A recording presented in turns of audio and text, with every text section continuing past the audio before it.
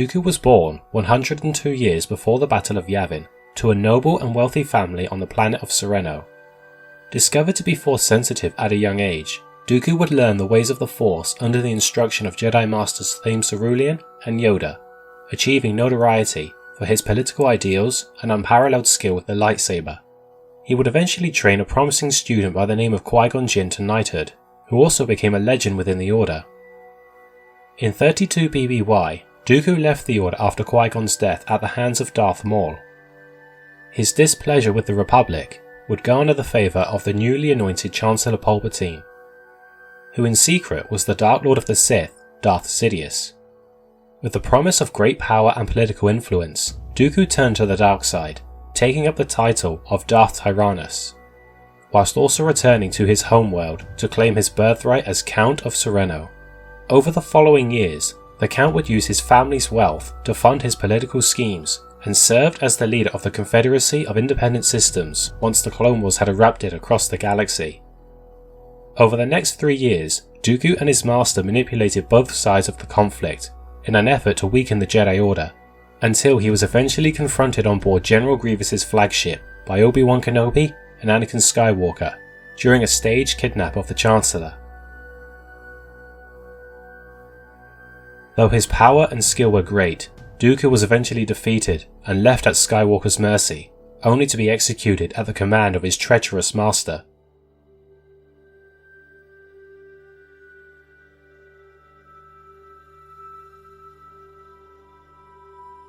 Thousands of years before the fall of the Republic and the destruction of the Jedi Order, there was a prophecy, a chosen hero who would destroy the Sith and bring balance to the Force.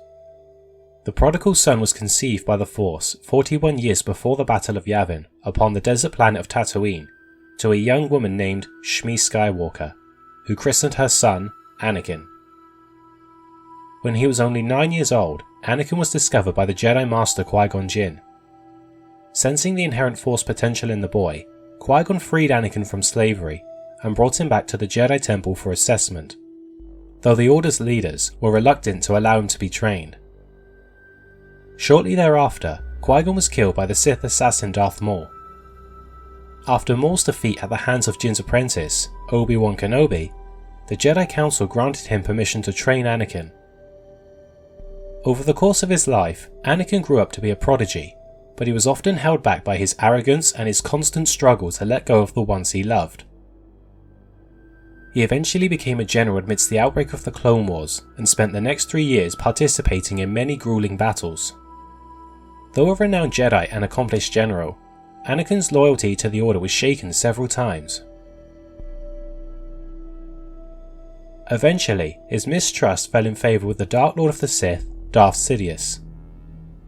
Manipulating the young man to his side, Sidious converted Anakin into a Sith Lord and had him all but exterminate the Jedi Order, but not before he suffered a near-death defeat at the hands of his former mentor. After being saved and rebuilt, Lord Vader spent the next 20+ years serving as the newly anointed Emperor's top enforcer. It wasn't until 4 years after the Battle of Yavin that Vader's own son, Luke Skywalker, was able to bring him back to the light, whilst also rejecting the darkness that had consumed his father. As the Emperor lashed out in anger at the young Jedi, Anakin renounced the dark side and threw his master into the second Death Star's reactor, ending his life and fulfilling his destiny.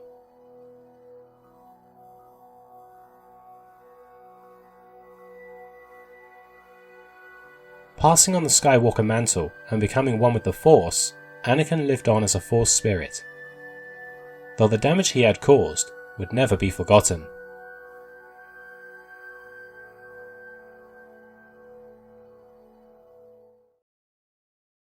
For this video, both combatants will be represented as they were at the conclusion of their respective trilogies. For Dooku, this will be at the time of his death in Revenge of the Sith. For Vader, this will be his time in Return of the Jedi. Both characters will have a composite analysis of their non-conflicting achievements from both the main canon and Legends continuity. Now let's get started. Round 1.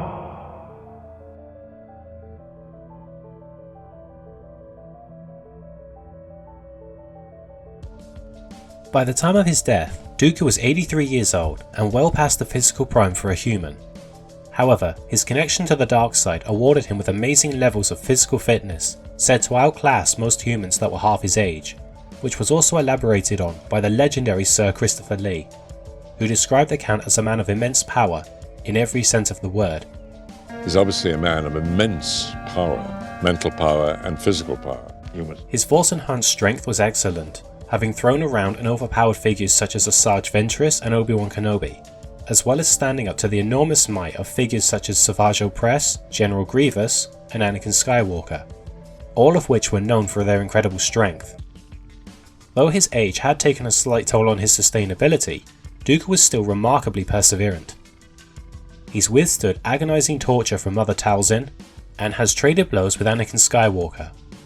In addition, he's fended off and defeated Asajj Ventress and 2 Night Sisters, whilst running on half a night's sleep, all the while poisoned, and survived being hit with his own Force lightning, despite the fact that he was already injured, and his own lightning has often been shown to be lethal. Tyrannus was also astonishingly fast, able to battle multiple well-trained Force users at once, fight as an equal with General Grievous, and even briefly contend with Master Yoda, both of which were known for their combative speed, as Grievous could take on scores of Jedi at once, and Yoda was regarded as the fastest member of the Order. Dooku might be old, but he's consistently proven that age is little more than a number to those who embrace the power of the dark side. After his defeat on Mustafar, Darth Vader was left more machine than man. However, the limitations brought about by his new body eventually became nothing but a boon to his performance. Thanks to the cybernetics built into his suit, his strength, durability, and endurance were boosted to incredible levels. Without the aid of the Force, Vader could casually crush bone beneath his grip and throw full-grown humanoids around like ragdolls. When boosted by his connection to the dark side, he would often overpower opposing Force users, sometimes with only one arm, taking advantage of the extra height and leverage that he was now bestowed with. In addition, he's been able to rip a giant metal door off its hinges, and beat opponents and outright kill others thanks to his incredible resolve. Despite the weight of his armour hampering his agility, his reflexes remained impeccable, allowing him to deflect tons of incoming blaster fire, as well as defend against opponents more agile than himself, such as his former students, including the likes of both Starkillers and Ahsoka Tano. He could also cover great distances with powerful Force dashes and power leaps, and has even moved so fast that others were incapable of tracking his movements, which undeniably demonstrates his ability to overcome the limitations of his cybernetic structure. Furthermore, his endurance and durability were ridiculous. Thanks to his respirator, his oxygen intake, and thus his stamina, were nigh limitless. Courtesy of the armour built into his body, he could easily withstand great blunt force trauma, tank blaster bolts, endure being engulfed by fire, shrug off lightsaber hits, and even survive for a limited time in the vacuum of space. To briefly cover, it has often been believed that Vader's suit was vulnerable to electrical discharges, such as Force lightning. However, this is only really an issue in situations where the potency of said discharge was extremely high. Just after his initial rebuild, he withstood Force lightning from Sidious and stood up, seemingly without any major difficulty, although I do suspect his master wasn't unleashing his full power on his apprentice. Despite any weaknesses his new body may have brought upon him, Vader adapted and turned his cybernetics into nothing but a boon, and thus he became a living, breathing tank, a formidable warrior indeed. I won't waste too much time on this one. While Dooku is certainly in better shape than a lot of people give him credit for, and can certainly hold his own against opponents of similar power to Vader, he simply does not compare. Vader is both stronger, more durable, and his cybernetics grant him a greater level of sustainability than the Count can lay claim to. Dooku's main advantage comes from his agility, but this won't be enough to overwhelm Vader, given his ability to keep up with opponents of similar acrobatic ability. Darth Vader gains the advantage in physicality, courtesy of his massive strength and endurance. Round 2.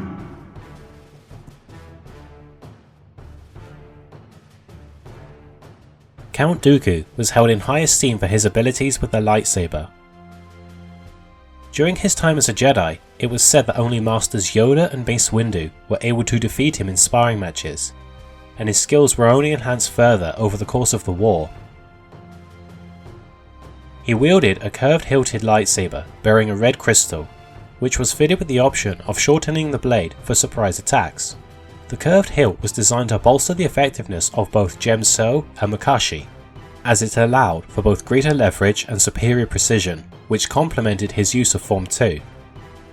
Mukashi was designed specifically for one-on-one lightsaber dueling, with elegant attack patterns akin to that of fencing. Though the style possessed an inherent weakness against more heavy-handed opposition, and did not typically do so well against multiple enemies, Dooku was able to compensate for these shortcomings, and these weaknesses were rarely exploited against him. When combating strength-based duelists, Dooku would employ his terrific footwork to outmaneuver the heavy blows that came his way, and bat the remaining strikes aside, effectively redirecting the momentum of his opponent's attacks. When battling against multiple opponents, he would evade their attacks, throw them aside or play them against each other, which allowed him to face them one at a time, a technique that he seemed to have passed on to Qui-Gon Jinn. This strategy served him well throughout his many battles during the war, having gone toe-to-toe with duos such as Ventress and Savage, Thulm and Sora Bulk, and of course Kenobi and Skywalker, all of which were known for their incredible skill. Dooku's scheming mindset also carried over into his mentality in battle, as he would often manipulate the contest to his advantage. He used his thorough understanding of all other lightsaber forms to incorporate various techniques into his own offensive, employing the acrobatics and unarmed attacks of Ataru, and displaying the various uses of the Force attributed to the Naiman style. He amplified his advantages even further by manipulating the environment in the midst of battle, forcing his enemies to split their attention, and would frequently throw off their focus with psychological taunts. On the whole, Count Dooku earned his reputation as one of the galaxy's most accomplished swordsmen, a man who takes full advantage of all his strengths while negating those of his adversaries and exploiting their weaknesses, all the while overcoming his own limitations. During his time as a Sith Lord, Darth Vader wielded a single-bladed standard lightsaber bearing a similar design to his original Jedi lightsabers, with a noticeably larger hilt to accommodate his large cybernetic hands. Beyond its basic design, the weapon's most notable feature was that of a dual-phase function, allowing Vader to switch the blade length between that of a standard saber and a length that was roughly 1.5 times that of the default, all of which could be activated at the simple flick of a switch on the hilt. Considered to be the greatest enforcer of Palpatine's galactic empire and a military genius, Vader was an extremely accomplished combatant. Having hunted down and bested several Jedi throughout his career, Vader's reputation as one of the greatest Jedi killers of all time was well earned. Vader developed his unique fighting style with the idea of protecting his chest panel from damage in battle. Already known as a master of both variants in Form 5 lightsaber combat as a Jedi, Vader's skills in Xi'an and Gemso were carried over into his skill set as a Sith. Form 5 was developed as the answer to Form 3's lack of offense, with a heavy emphasis on immediate counterattacks. The Xi'an variant was designed for use against blaster-wielding opponents, but would instead aim the bolts back at the shooter, instead of harmlessly batting them aside like Sarisu. The Gemso variant was designed for lightsaber combat, and held many properties of Xi'an, but with a heavy focus on the use of one's strength in battle, though this did lead to the style lacking in maneuverability. To compensate for this, Anakin Skywalker developed a high proficiency in the acrobatic form Ataru, even modifying it for use against blaster-wielding foes. However, as a Sith, Vader's ability to apply the style's upper levels of agility was reduced. Despite this, he became a more refined swordsman, and in some instances, arguably a deadlier lightsaber combatant overall. Having learned from the experience of both his past victories and the mistakes of defeat, Vader's style now possessed elements of Mukashi, Ataru, and Sarisu, the former style greatly influencing his blade work, allowing him to greatly refine his technique and incorporate his cybernetic strength into such a linear form. With the newfound refinement and the added benefit of his cybernetic frame, Vader could effectively bulldoze all but the most skilled of duelists, combining his overwhelming strength with lethal precision. Although he could occasionally be bested by more agile opponents, Such opportunities were uncommon, and the cybernetic Sith could easily slip into a tightly knitted defense whenever required. Vader was very much the inverse of his younger Jedi self, entering battles ready to weather the storm or smother his victims. In addition, Vader's tactical insight allowed him to amplify his advantages in the heat of combat by making use of psychological warfare to embed seeds of doubt and fear in the minds of his opponents, as well as manipulating the environment to his advantage, simultaneously attacking with his lightsaber and the scenery. Despite the flaws attributed to him by the limitations of his suit, Darth Vader showed that he could adapt well and turn his new body into an advantage, and was capable of hunting down and besting even the most renowned of Jedi. This is the most interesting round. Out of the two, Dooku almost certainly has more refinement, and one could even argue that his accomplishments are better, since he's fought and defeated superior opposition. Vader may have beaten Dooku during his time as a Jedi, but this does not automatically mean that he could do the same here. His fighting technique is almost the complete opposite to that of Anakin. With that said, I actually think that Anakin is better suited to battling Dooku, given his comparable skill and superior mobility and dexterity. Vader has attained some impressive refinement with his hybrid style, and his footwork is impeccable, but they simply don't compare to Dooku's. Vader would no doubt be more cautious against Dooku than he was in the past, but the Count has the skills necessary to nullify Vader's advantages in this contest, as a pure strength-based assault is not something that Dooku falls prey to, and he has the mobility to outmaneuver his opposition and pierce Vader's guard. It'd be a close contest, but in a demonstration of pure dueling skill, I would have to award a slight edge to Count Dooku, thanks to his unmatched footwork and intense refinement of Makashi. Round 3.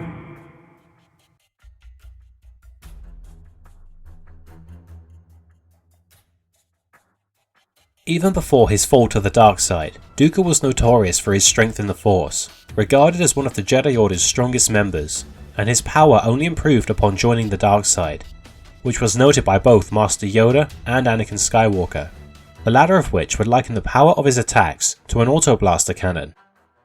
Labelled as a telekinetic savant, Tyrannus could levitate objects without the need to face them, which aided in his ability to manipulate the environment to his favour in the middle of a duel. This skill even extended into his talents with personal levitation. The magnitude of his powers was also a sight to behold, having levitated several heavy stone obelisks, as well as trading force pushes with Anakin and having tossed around figures such as Ventress and Kenobi. A staple of Darksiders, he inflicted massive pain and suffering on his victims through the use of Force Choke, suffocating those unfortunate enough to get in his way. An elusive threat, he demonstrated his ability to remain undetected by other Force sensitives by masking his presence with Force Cloak, and could even detect others using the ability against him, thanks to his incredible Force sense, which is what also allowed him to fend off the Night Sisters, with the aforementioned poison dulling his natural senses. I do not need my eyes to see you, Jedi. As a telepath, Dooku could assert his will over others with mind tricks and make use of beast manipulation to tame a Krayt dragon, an animal known for its incredible ferocity. Since becoming a Sith, he obtained an excellent mastery with Force Lightning, with enough power to easily kill several varieties of opponents and disable some of the toughest Force users, having incapacitated Sora Bulk and debilitated both Savage and Anakin, as well as torturing Darth Maul. Dooku's ability with lightning wasn't just powerful, but also extremely skillful, as he could chain this power through multiple targets at once, and he would frequently combine it with his mastery of telekinesis into one singular, devastating attack. The Count increased his survivability with talents in Tutor Minis and Force Healing, able to use the former to repel Force Lightning of his own strength, and using the latter to cure himself of a deadly plague running through his system. Furthermore, he appeared to have a skill with a power known as Drain Resistance, being able to stand within the direct vicinity of the Dark Reaper, a powerful machine able to replicate the effects of Force Drain. And finally, his knowledge base was increased through his familiarity with sorcery, creating a doppelganger of himself to battle Anakin during the war, and assisting his master with a dark side ritual. With extensive experience and power derived from both sides of the Force, Darth Tyrannus wields great influence both on and off the battlefield. In regards to his command of the Force, Darth Vader was known to be the most powerful apprentice to Darth Sidious, and despite losing a significant degree of his potential after losing so much of his living tissue, he remained immensely strong. Although the nature of his suit did prevent him from using Force lightning, he could make use of devastating telekinetic attacks, and he was capable of scattering dozens upon dozens of enemies with massive Force waves. Furthermore, Vader has been able to halt an Imperial walker in its tracks and proceed to dismantle it. Opposing Force users would all but be demolished by his power, as he has broken through the defenses of the majority of Jedi, and he has traded metaphysical blows with some of the most powerful combatants from his era. Though his guard has been breached, the Dark Lord could still easily tank through opposing telekinetic attacks when given the opportunity to defend himself. Vader's use of telekinesis was also extremely refined, allowing him to hurl objects at his opponents without the need to face the object nor make use of hand gestures, which provided him with an additional angle of attack, as mentioned earlier. In addition, he could make use of the abilities known as Force Choke and Force Wound to greatly cripple his enemies. Amongst these offensive talents, Vader was well versed in his ability to defend against such attacks. He has shown himself to be capable of putting up powerful force shields to protect himself from explosions, fire, and of course attacks from opposing force wielders. In addition, he can make use of force deflection, also known as Tutor Minis, which allowed him to defend against things such as blaster bolts and fire, though his defense against force lightning was limited. His defensive efforts were also complemented by his skill with drain resistance, taught to him by Ulic Qel-Droma's holocron during the Clone Wars. Ulic Qel-Droma, you defeated the Dark Reaper during the Sith War. Show me how to stop it again. Yes, I can teach you to harness the power of the Force around you, making you immune to the Dark Reaper's effect for a short time. Vader was also knowledgeable of a kinetic attack known as Kinetide, and possessed some knowledge with Sith sorcery, though both of these abilities were only ever used whilst in close proximity to force boosting artifacts. He maintained his telepathic prowess from his days as a Jedi, able to tame savage beasts, and was now capable of probing minds of unwilling subjects. He bolstered his focus and offensive output thanks to his skills in battle mind. With the aid of the dark side boosting his use of Force Rage, Vader could also temporarily stave off the severe condition of his lungs and fight without any physical disability, which can be improved upon further thanks to his knowledge of Consume Essence, drawing from the negative emotions of others. Despite having lost a great deal of his true potential, Darth Vader proved that he was still an extraordinarily powerful master of the dark side, one who has gone down in galactic history as one of the Sith's greatest. This one was tricky. In terms of raw power, Vader is implied to be stronger. Jeremy Barlow, the author of the Son of Dathomir comics, would state that Darth Maul wasn't on Vader's power level, or even Dooku's, inferring that Vader is the strongest, with Dooku coming in after him, and Maul following suit. However, pure raw power doesn't always decide who gets the edge. While Vader might have the advantage in terms of pure potency, Dooku has been able to combat opponents of massive raw power before, so I can see him contending with Vader in this regard. Furthermore, both have shown similar degrees of skill in the respective use of telekinesis. While Dooku's lightning would certainly be useful against Vader, it isn't a trump card, as he has several countermeasures in place to help defend against such an attack, and it would take a concentrated burst to bring him down. For example, when he was defeated by the Starkiller clone, the apprentice combined his use of lightning with the energy he had absorbed from a lightning rod to enhance his power, which was further bolstered by his rage at the supposed death of Juno Eclipse. Even then, Vader wasn't immediately overwhelmed and managed to stave off the damage for several seconds. The only use of Force lightning to bring Vader down was from Darth Sidious, who is the most powerful Sith in the franchise, and comfortably above Dooku in terms of raw power. But to answer the question on who gets the edge, I'm inclined to believe that Vader's power and defences are counterbalanced by Dooku's greater combative variety and equally adept skill in their use. As such, there will be no advantage given to either combatant for their Force abilities. Final round.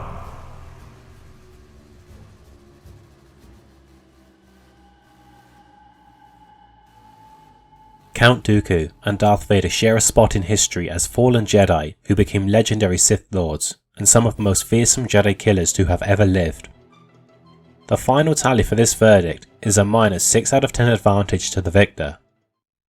At the start of the contest, Vader would open up conservatively, waiting for his opponent to come to him.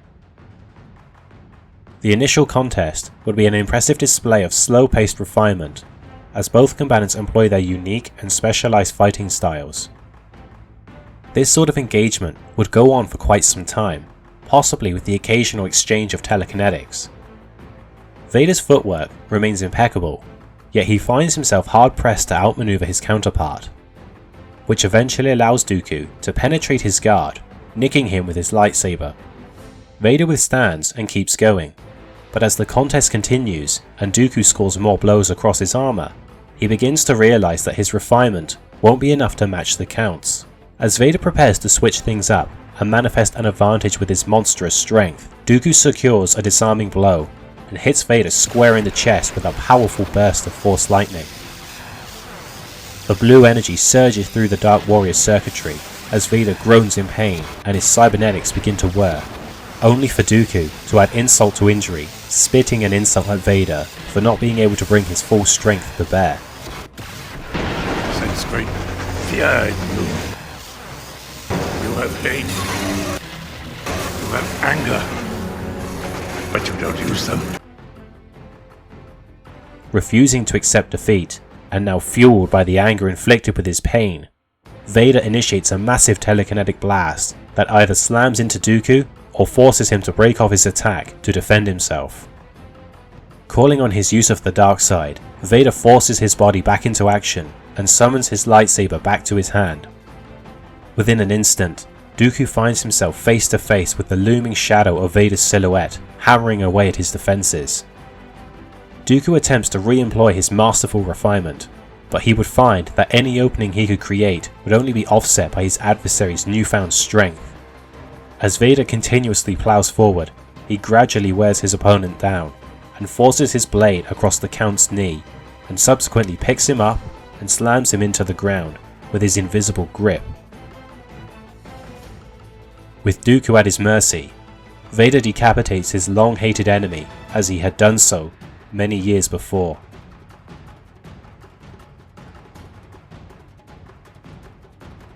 Breathing laboured, armour ruined, skill tested, Darth Vader, the Dark Lord of the Sith, is declared the victor. Okay, that is the final matchup with Vader that I will be doing for quite some time. As always, I hope you all enjoyed the video, regardless of your opinion on the verdict. If you did enjoy, feel free to leave a like, comment and subscribe for more, as it really helps out the channel. Follow me on Twitter if you wish to keep up to date, and until next time, may the Force be with you all, always.